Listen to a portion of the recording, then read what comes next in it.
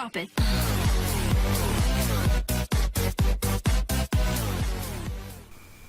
Assalamualaikum warahmatullahi wabarakatuh.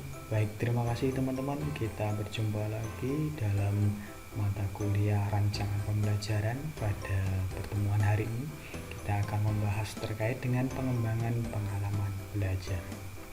Tentunya di dalam proses pembelajaran tidak lupa siswa akan mengalami proses pengalaman terkait dengan apa yang telah dipelajari. Maka dari itu penting sekali di dalam proses belajar diperlukan pengalaman-pengalaman untuk menunjang proses pengetahuan pembelajaran. Baik, kita mulai dari pengertian pengalaman belajar, yaitu pengalaman belajar atau learning experience adalah sejumlah aktivitas siswa yang dilakukan untuk memperoleh informasi dan kompetensi baru sesuai dengan tujuan yang dikehendaki. Di mana di dalam pengalaman belajar siswa melakukan aktivitas kegiatan yang mana itu nanti akan diukur sejauh mana hasil atau tujuan itu dapat tercapai. Di dalam pengalaman belajar, menurut beberapa ahli, ini salah satunya yaitu Getnya, itu ada 8 tipe pengalaman belajar. Di mana pengalaman belajar itu yang pertama adalah belajar signal, yaitu melalui pengalaman belajar signal atau isyarat atau tanda pengalaman, merupakan pengalaman belajar yang paling sederhana yang bisa dilakukan, yaitu belajar bagaimana setiap individu bereaksi terhadap rangsangan yang muncul. Contoh saja seperti hanya ketika siswa mengetahui apa yang mereka lihat sehingga dia mampu untuk menangkap atau memberikan rangsangan terhadap apa yang mereka pelajari. Belajar bereaksi terangsang melalui penguatan, yaitu pengalaman belajar yang terarah. Jadi setiap individu itu merespon terhadap rangsangan yang diberikan, yaitu selalu penguatan. Misalnya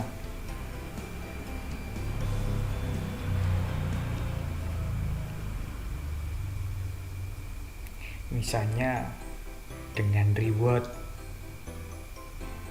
Nah, di situ dia akan merangsang atau semangat di dalam belajar terkait dengan materi. Karena apa? Karena adanya rangsangan, yaitu reward yang telah diberikan.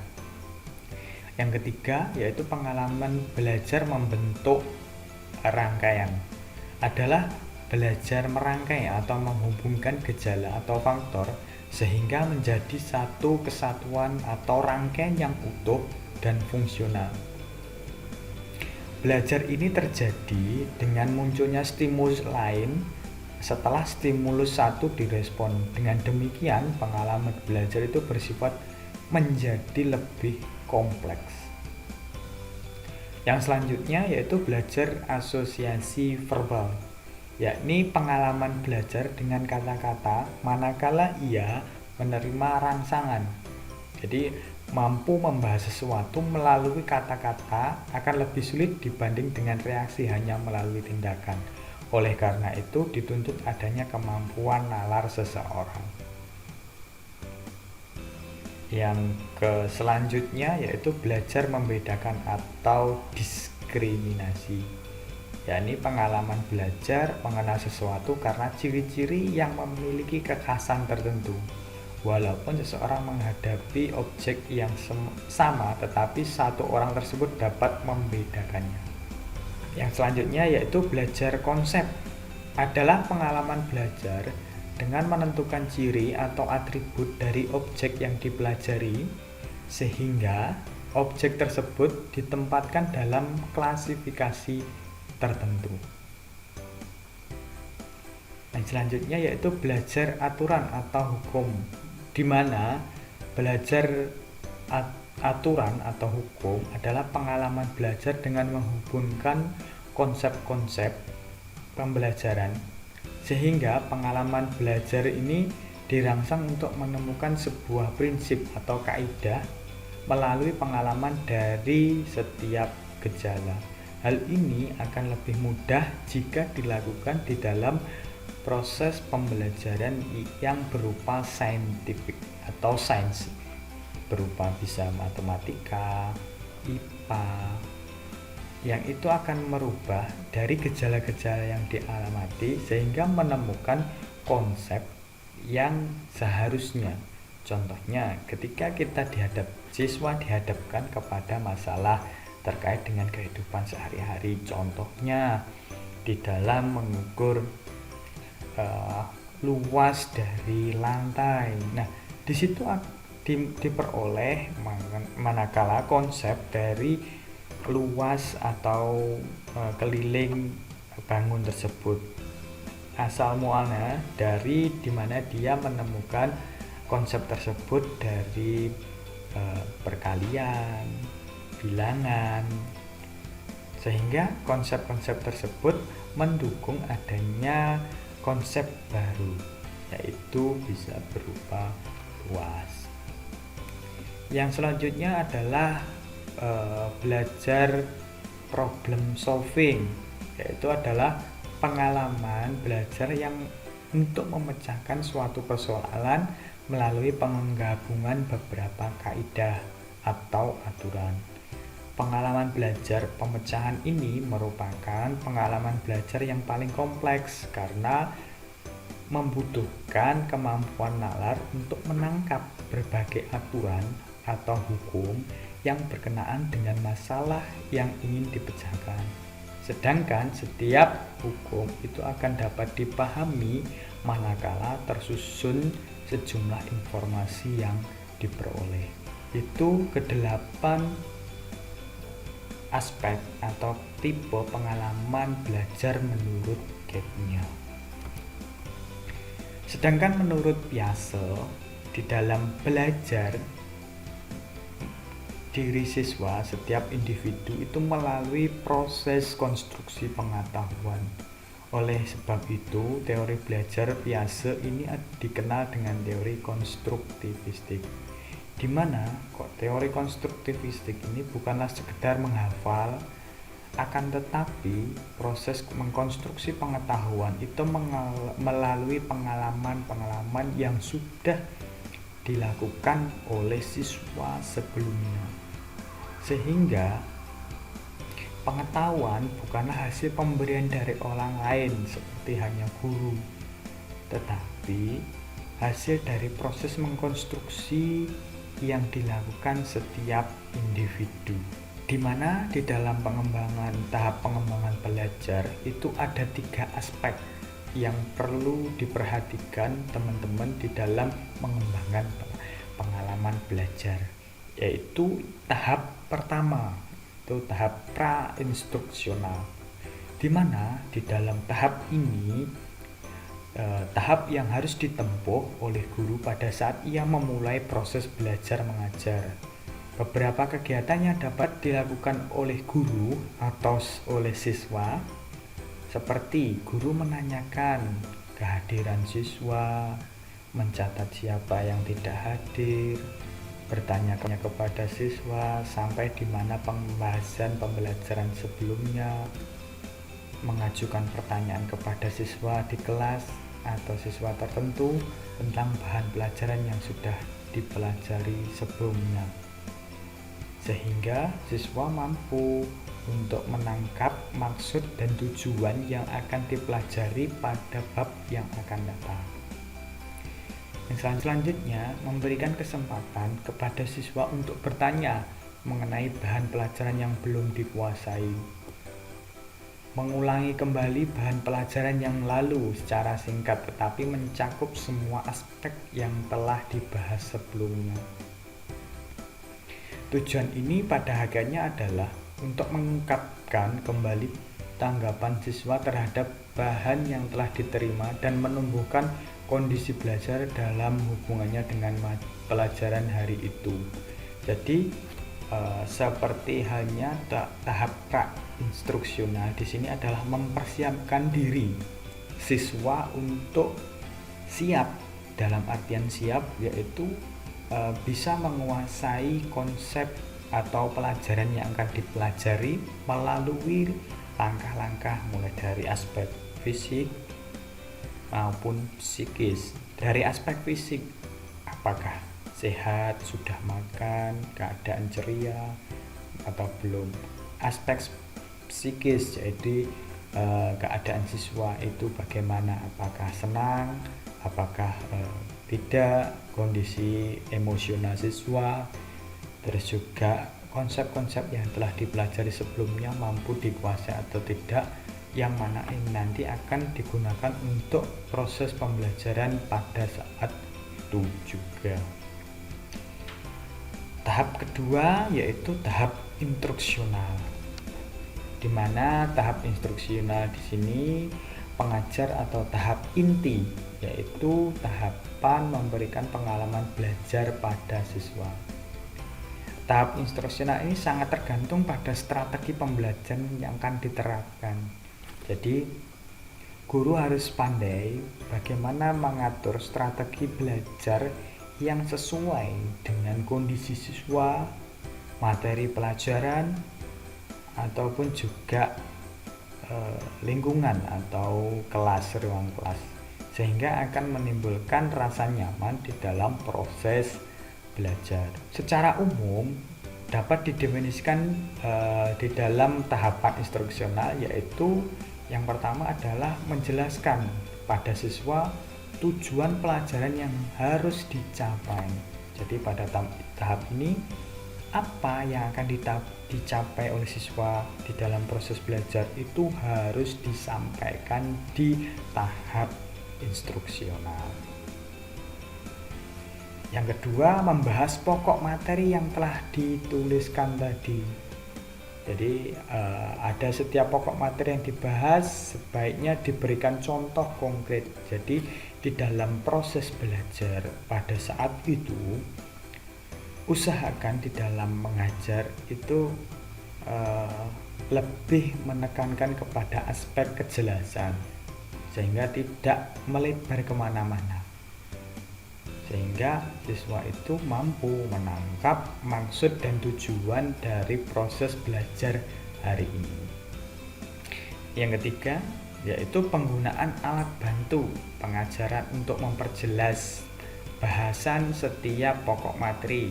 Ini perlu sekali, sehingga guru itu dituntut untuk mempersiapkan diri, baik itu sumber belajar, media pembelajaran, yang mana itu nanti akan mempermudah guru dalam menyampaikan materi yang akan dibahas, sehingga siswa mampu untuk menangkap materi yang dipelajari pada saat itu juga. Yang selanjutnya adalah di tahap instruksional ini adalah menyimpulkan hasil dari pokok materi. Jadi di dalam tahap instruksional ini maksud dan tujuan itu apa yang telah dipelajari. Nah, itu harus disimpulkan di dalam pembahasan materi. Tahap terakhir yaitu pada tahap evaluasi dan tindak lanjut, di mana di dalam tahap evaluasi dan tindak lanjut ini digunakan untuk mengetahui keberhasilan dari kedua tahap sebelumnya, yaitu tahap instruksional dan pra-instruksional. Ketiga tahap yang sudah dibahas merupakan rangkaian kegiatan yang terpadu, tidak dapat terpisahkan satu dengan yang lain, yang manakala guru itu dituntut untuk mampu dan dapat mengatur waktu secara efisien sehingga rangkaian kegiatan tersebut itu dapat diterima oleh siswa secara utuh, mulai dari tahap pra-instruksional, instruksional, dan tahap tindak lanjut.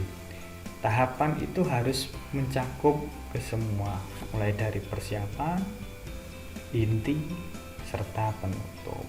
Bagaimana cara guru dalam mengembangkan pengalaman belajar? Tentunya di dalam mengembangkan pengalaman belajar, Guru harus bisa menyusun tugas-tugas belajar bersama siswa, mulai dari menyiapkan kelompok, mengatur ruang kelas, menyusun tugas-tugas seperti latihan, itu harus disusun bersama dengan siswa.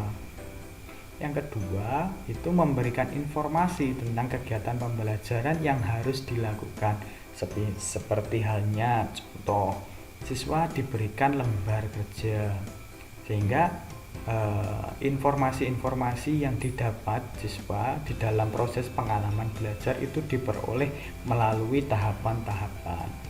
Selain dari lembar kerja, siswa bisa melihat dari buku panduan atau buku paket, di mana di dalam buku paket itu siswa disuruh untuk mencari konsep, mencari informasi terkait dengan materi yang akan dibahas pada waktu itu. Selain itu juga di luar ruang, bisa mencari di alam sekitar ataupun lingkungan-lingkungan sosial lainnya. Yang ketiga, memberikan bantuan dan pelayanan kepada siswa yang memerlukan. Maksudnya apa? Di dalam proses belajar itu guru usahakan untuk selalu memperhatikan siswa yang sekiranya tidak mampu atau belum bisa memahami. Contohnya, guru bisa berkeliling antar kelompok, menanyakan apakah ada kesulitan, apa yang perlu dibantu, atau menunjukkan tahapan-tahapan yang harus dicapai itu melalui bantuan dan pelayanan kepada kelompok. Dalam arti si guru itu mampu memberikan solusi-solusi yang sedang dihadapi oleh siswa tersebut. Yang keempat, memberikan motivasi, memberikan dorongan untuk belajar, membimbing dan lain sebagainya melalui pengajuan pertanyaan-pertanyaan. Contoh, di dalam memberikan motivasi, usahakan guru selalu memberikan semangat di dalam proses belajar.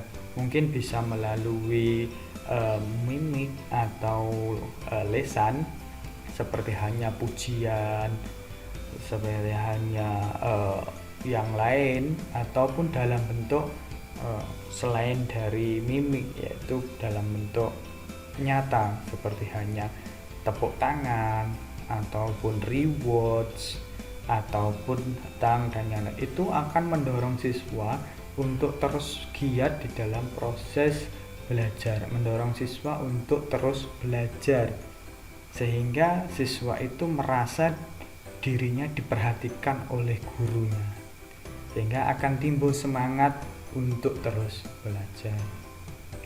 Yang terakhir yaitu dalam pengembangan pengalaman belajar, guru harus membantu siswa di dalam menarik suatu kesimpulan. Biasanya siswa di sini akan terus merasa melebar materi yang dihadapi. Maka dari itu guru memberikan bantuan bagaimana menarik sebuah kesimpulan di dalam proses belajar mengajar.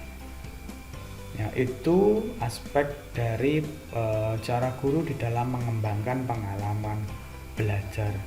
Tentunya harus ada hal-hal yang diperhatikan di dalam pengembangan pengalaman belajar. Di dalam pengalaman belajar itu harus diperhatikan beberapa 4 aspek, yaitu kita lihat yang pertama, yaitu aspek pertama adalah sesuaikan dengan tujuan atau kompetensi yang akan dicapai.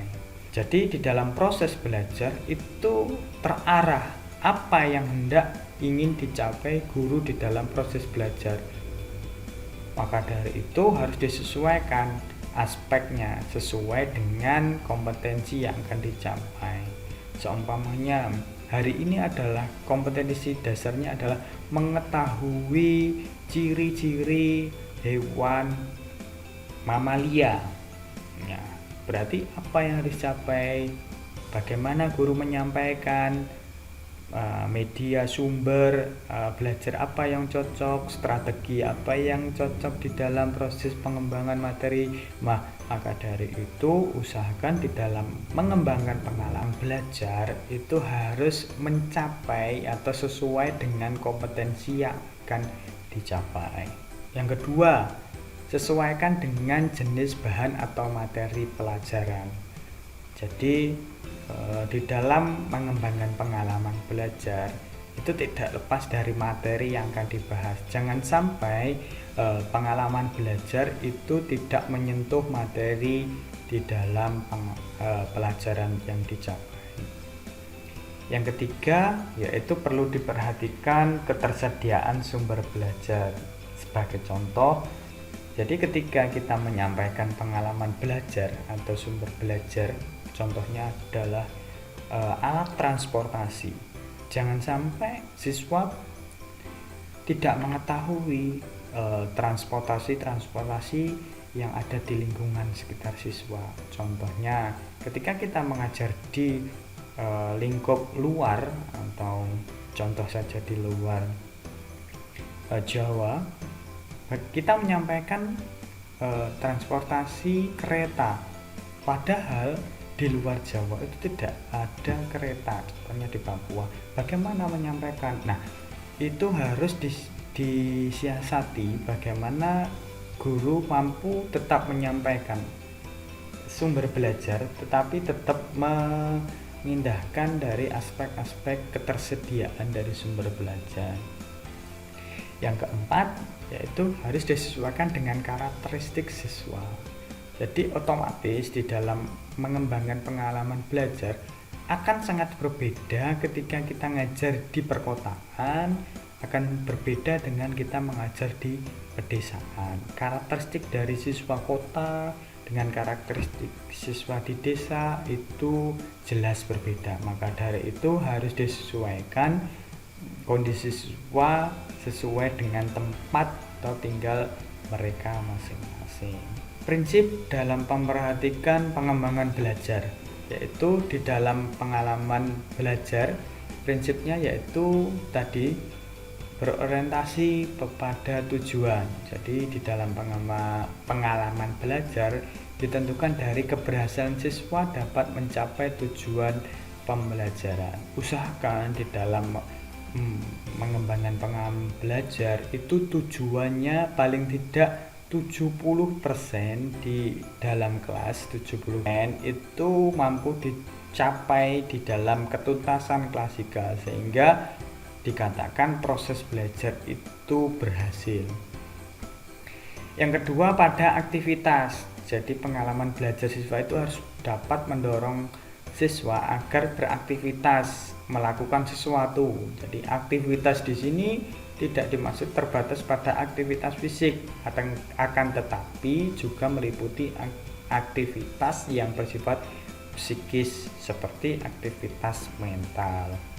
Jadi usahakan di dalam proses memberikan pengalaman belajar itu tidak hanya aktivitas fisik. Contohnya aktivitas fisik seperti apa di dalam belajar, contohnya menulis, terus melompat, terus juga menggunting, mengelem, itu adalah aktivitas fisik, tetapi juga harus diperhatikan pula aspek psikis, contohnya mampu bekerja sama, jujur, percaya diri, suka membantu. Nah, aspek-aspek psikis itu juga perlu dikembangkan di dalam proses pengalaman belajar. Maka dari itu usahakan di dalam mengembangkan pengalaman belajar itu mampu mencapai aspek psikis dan fisik tadi.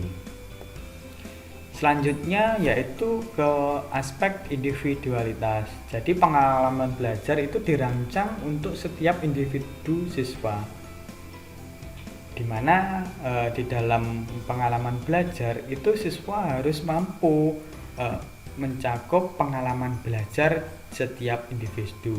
Jadi tidak hanya bersifat kelompok, tetapi proses pengembangan individu harus tercapai. Yang selanjutnya yaitu pada aspek integritas, di mana pengalaman belajar ini harus dapat mengembangkan secara utuh aspek kepribadian siswa secara integritas. Aspek secara utuh seperti apa? Ya, yang saya sebutkan tadi, baik secara aspek fisik maupun aspek psikis.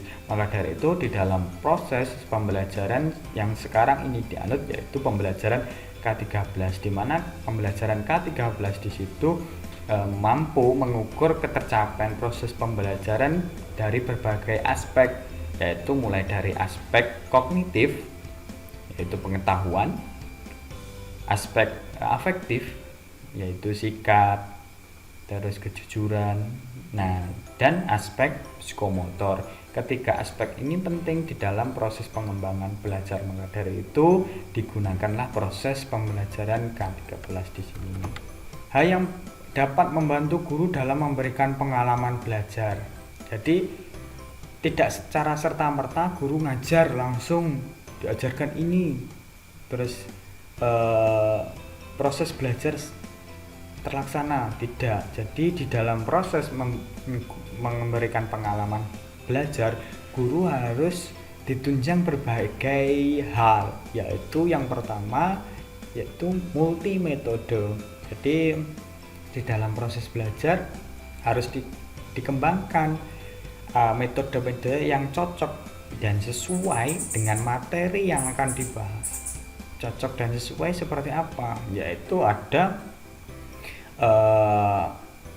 metode mengimplementasikan rencana yang sudah disusun dalam kegiatan nyata agar tujuan yang telah disusun itu tercapai secara optimal. Yang pertama yang biasanya dilakukan guru, mesti ini tentunya tidak lepas, yaitu dari metode ceramah yang biasanya digunakan oleh guru. Biasanya guru itu ngomong, memberikan ceramah terkait materi bla bla bla bla dan yang lain, itu yang digunakan di dalam metode ceramah. Yang kedua, metode demonstrasi, di mana metode demonstrasi di sini menyajikan pelajaran dengan memperagakan atau mempertunjukkan kepada siswa tentang suatu proses, situasi, atau benda tertentu, baik yang sebenarnya atau hanya sekedar tiruan. Hal ini akan mempermudah siswa di dalam menangkap maksud dan tujuan. Seperti halnya kalau di dalam demonstrasi bisa melalui sosiodrama, bisa memperagakan, contohnya melalui acting dan yang lain-lain. Terus melalui metode diskusi, di mana metode ini menghadapkan siswa pada suatu permasalahan. Tujuan metode di sini adalah untuk memecahkan suatu permasalahan, menjawab pertanyaan, menambah dan memahami pengetahuan siswa, serta untuk membantu suatu keputusan. Dengan demikian, jika guru menerapkan metode yang berbeda di dalam proses pembelajaran, maka setiap siswa itu juga akan memiliki pengalaman yang berbeda di dalam menerima materi pelajaran. Jadi ketiga aspek, yaitu ceramah, demonstrasi, diskusi, ini akan memberikan pengalaman yang berbeda kepada siswa. Yang kedua yaitu melalui multimedia. Maksudnya apa? Di dalam pengembangan pengalaman belajar tentunya akan sangat mendukung jika guru ditunjang berbagai macam alat bantu penyampai tujuan, yaitu melalui multimedia.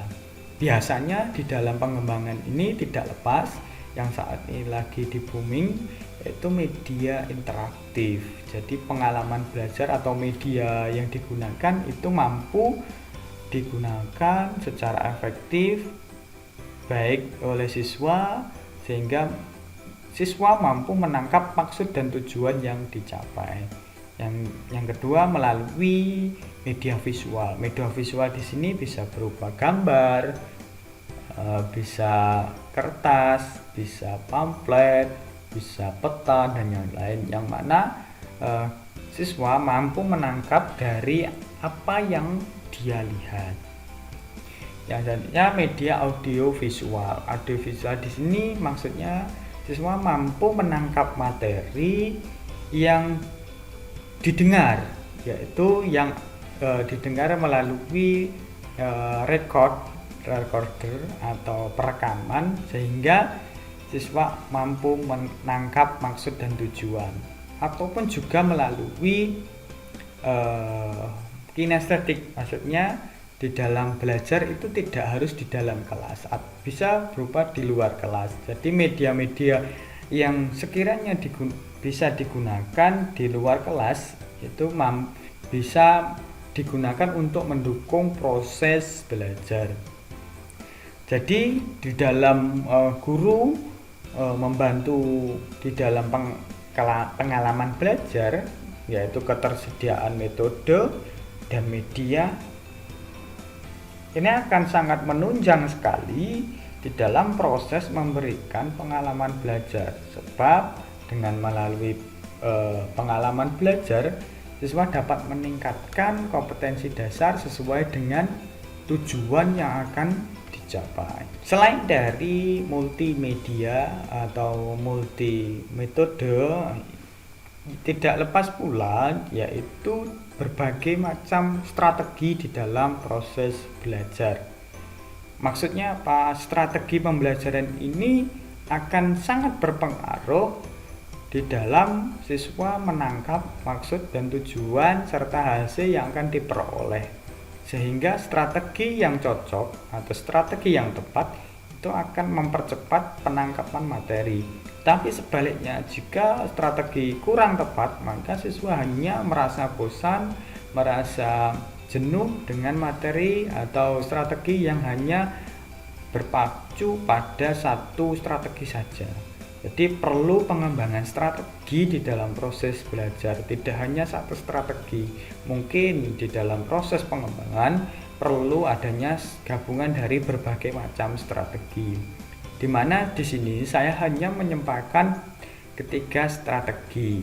Mungkin nanti mata kuliah yang lain akan dibahas berbagai macam strategi yang mana dapat mencapai atau yang digunakan guru untuk mencapai kompetensi dasar yang akan dicapai.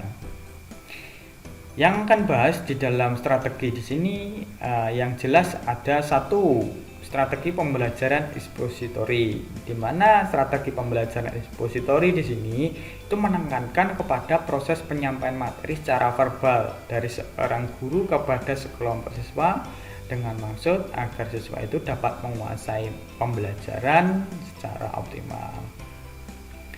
Yang kedua yaitu strategi pembelajaran inquiry, di mana rangkaian pembelajaran inquiry ini yaitu menekankan kepada proses berpikir secara kritis dan analitis untuk mencari dan menemukan sendiri jawaban yang sudah pasti dan suatu masalah yang ditanyakan.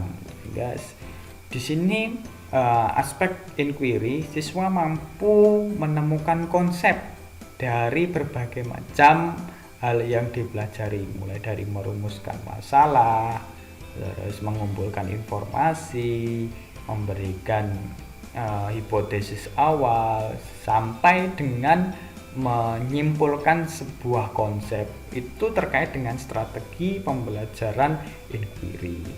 Yang ketiga yaitu strategi kooperatif, di mana strategi kooperatif di sini menggunakan sistem kelompok atau tim kecil yang terdiri atas 4-6 orang yang mempunyai latar belakang yang berbeda atau sering disebut dengan heterogen, di mana di dalam kelompok kecil ini terdiri atau tersusun dari berbagai macam kondisi siswa, mulai dari jenis kelamin, ras, suku, agama, kemampuan kognitif, dan yang lain-lain. Sehingga apa? Ini akan mempererat terjalinnya sebuah komunikasi di dalam satu kelompok tersebut. Jadi usahakan di dalam memberikan strategi kooperatif ini secara heterotif atau siswa yang kurang mampu, belum mampu, dan sangat mampu. sehingga akan terjalin proses belajar yang baik. Dimana di dalam proses pembelajaran kooperatif ini prinsipnya yaitu terdiri dari 4 tahap, yaitu penjelasan materi, belajar dalam kelompok, penilaian, dan pengakuan tim. Mungkin 3 aspek atau strategi ini yang bisa diterapkan. Selain itu bisa digunakan strategi-strategi yang lain yang mana bisa disesuaikan dengan materi yang akan dibahas. Selanjutnya yaitu pendekatan ilmiah atau scientific approach di dalam pembelajaran K13. Sering kita dengar di dalam pembelajaran K13 ini yang selanjutnya yaitu pendekatan ilmiah atau scientific approach di dalam pembelajaran. Tentunya teman-teman tidak asing di dalam pembelajaran K13 terkait dengan scientific approach atau pendekatan scientific. Nah, sering didengar di dalam proses pembelajaran yaitu pendekatan saintifik atau scientific approach. Ini menurut Kemendikbud tahun 2014 bahwa mode pembelajaran yang menggunakan kaedah-kaedah keilmuan yang memuat serangkaian aktivitas pengumpulan data melalui observasi, menanya, eksperimen, mengolah informasi atau data, kemudian mengkomunikasikan. Itu menurut Kemendikbud tahun 2014. Jadi di dalam pendekatan saintifik yaitu proses pembelajaran yang menggunakan kaedah keilmuan. Jadi ada berbagai langkah atau tahapan yang harus dicapai siswa untuk memperoleh sebuah konsep atau materi yang akan dibahas. Di mana di dalam pendekatan saintifik atau scientific approach itu berbagai macam tujuan yang akan dicapai. Di mana tujuan pembelajaran yaitu satu, yang pertama untuk meningkatkan intelektual, khususnya di dalam kemampuan berpikir tingkat tinggi atau high order thinking skill atau sering disebut HOTS. Jadi maksudnya apa? Siswa itu harus dituntut untuk berkemampuan tingkat tinggi, tidak hanya low order thinking skill atau LOTS. Jadi harus mampu berpikir. Salah satunya yaitu pada tahap HOTS, yaitu pada C4 atau analisis tahap intelektual tingkat tinggi. Yang kedua, untuk membentuk kemampuan siswa dalam menyelesaikan suatu masalah secara sistematis. Jadi maksudnya diharapkan dengan pembelajaran saintifik itu siswa mampu menyelesaikan masalah di dalam kehidupan sehari-hari secara sistematis. Contohnya apa? Contoh satu saja. Ketika siswa diminta untuk membeli berbagai macam barang, diminta oleh gurunya, ibunya, di dalam membeli sesuatu. Contoh, Ani disuruh ibu untuk membeli berbagai macam dengan uang sekian. Contohnya 10.000. Di dalam membelikan uang itu harus mencapai ada gula, ada telur, dan yang lain. Nah, itu si Ani itu harus bisa mengakumulasikan berapa alokasi uang yang akan digunakan untuk membeli telur, digunakan untuk membeli gula, dan sisanya tinggal berapa. Itu permasalahan yang sebenarnya kompleks, tetapi jika tidak bisa memahami maksud dan tujuan, maka siswa itu akan merasa kesulitan. Maka dari itu di dalam proses belajar harus bisa menyelesaikan masalah secara sistematis. Yang ketiga yaitu dengan pendekatan saintifik itu terciptanya kondisi belajar di mana siswa itu merasa bahwa belajar itu merupakan sebuah kebutuhan. Jadi diharapkan nanti di dalam proses belajar itu akan timbul semangat di dalam proses untuk belajar. Jadi tidak hanya siswa itu merasa bosan atau jenuh dengan materi yang hanya bersifat monoton, sehingga apa yang akan dipelajari itu tidak masuk ke dalam ingatan yang dilakukan oleh siswa. Yang keempat yaitu diperoleh dari hasil belajar yang tinggi. Maksudnya apa? Dengan proses belajar yang bertahap, mulai tadi mengobservasi, menanya, menganalisis sampai mengkomunikasikan, itu adalah tahapan-tahapan yang harus dicapai di dalam proses belajar. Itu merupakan hasil belajar yang sangat tinggi. Yang selanjutnya, dimana dengan pendekatan saintifik itu melatih siswa dalam mengkomunikasikan ide-ide, khususnya dalam menulis secara ilmiah. Contohnya, kadang itu ada siswa yang pandai, dia bisa menulis atau memberikan argumen terkait dengan pemecahan masalah, tetapi kadang sulit untuk mengemukakannya. Atau bahkan ada yang sebaliknya, bisa ngomong bla bla bla bla tetapi tidak sesuai dengan konsep sehingga melebar kemana-mana. Maka dari itu harus dilatih berbagai macam tahapan-tahapan sehingga siswa bukan hanya menguasai konsep tetapi juga mampu untuk mengkomunikasikan maksud dan tujuan yang sedang dipelajari oleh siswa. Yang terakhir yaitu mengembangkan karakteristik siswa. Nah, ini penting sekali di dalam proses pembelajaran tentu di sekolah dasar. Tentunya karakter, yaitu pengembangan karakter di sini akan sangat berpengaruh terhadap proses pembelajaran, baik itu di dalam kehidupan nyata ataupun di dalam proses pendewasaan.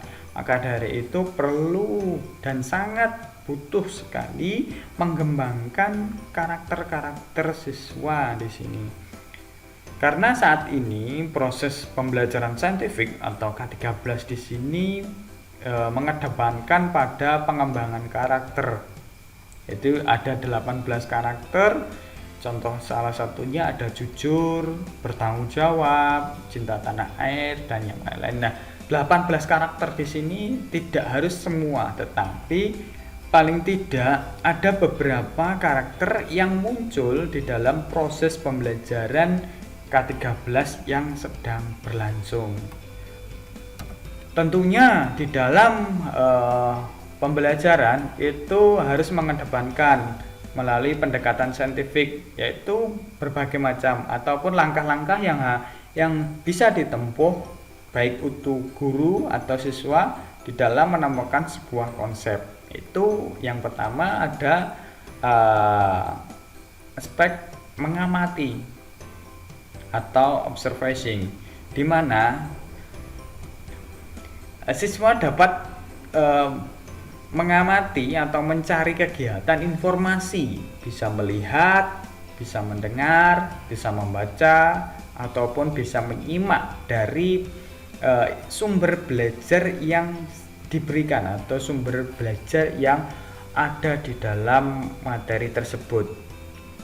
Jika sudah di dalam siswa mengamati, siswa perlu adanya menanya, yaitu di mana menanya di sini membangun pengetahuan siswa secara fakta atau secara konsep atau secara prosedur. Jadi di dalam menanya itu ketiga aspek, baik itu fakta, konsep, dan prosedur, itu akan dilakukan melalui kegiatan diskusi dan kerja kelompok. Jadi tidak bisa secara serta-merta dilakukan oleh sendiri. Yang ketiga yaitu aspek menalar atau aspek asosiasi, di mana di dalam aspek menalar itu siswa dituntut untuk mengumpulkan informasi atau mencoba untuk meningkatkan keingintahuan siswa di dalam mengembangkan kreativitas. Dapat dilakukan melalui berbagai macam, contohnya bisa membaca, mengamati aktivitas, kejadian atau objek tertentu, memperoleh informasi, mengolah data yang selanjutnya menghasilkan sebuah kesimpulan yang dijadikan sebagai pengetahuan. Tahap keempat yaitu tahap analisis data atau kemampuan yang menyajikan data yang telah dihasilkan. Yang terakhir pada aspek mengkomunikasikan, yaitu maksudnya kemampuan untuk menyampaikan hasil kegiatan yang telah dilaksanakan baik dalam bentuk grafik, tulisan, gambar, sehingga dapat dipresentasikan. Jadi konsep yang telah dipelajari, konsep yang telah ditemukan tadi mampu dikomunikasikan secara lisan maupun secara tertulis. Baik, itu terkait dengan pengalaman belajar. Terima kasih telah bersedia menonton sampai dengan akhir. Kita ketemu lagi di dalam sub materi rancangan pembelajaran yang akan datang. Terima kasih. Sekian pertemuan pada hari ini. Saya akhiri sampai di sini. Sekian. Wassalamualaikum warahmatullahi wabarakatuh.